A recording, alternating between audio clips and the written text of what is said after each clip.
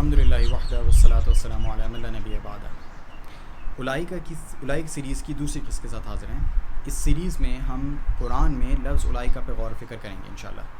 آج ہم سورہ البقرہ کی آیت نمبر 16 دیکھیں گے۔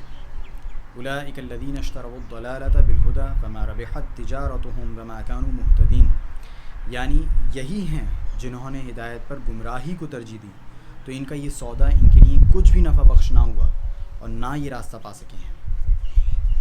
اس آیت میں اصل میں منافقین کا ذکر ہے۔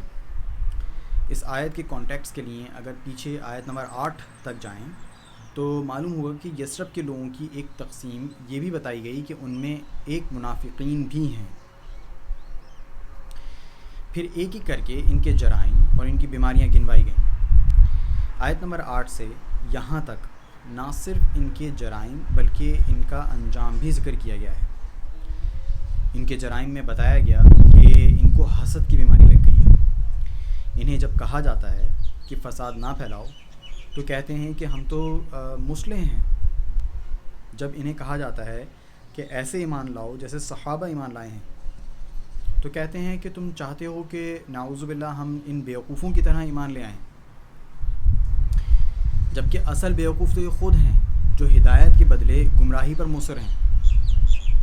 اس آیت کے فوراً بعد آیت نمبر 17، 18، 19، 20 میں اللہ نے ان کی سائیکالوجی سمجھانے کے لیے انتہائی بہترین مثال بھی دی ہے۔ سورہ بقرہ میں جا کر اس کو ضرور دیکھیے۔ اللہ ہمیں قرآن کے مقصد کو سمجھنے اور اس کو اپنی زندگیوں میں لانے والا بنائے۔ وما علینا الا البلاغ۔ السلام علیکم ورحمۃ اللہ۔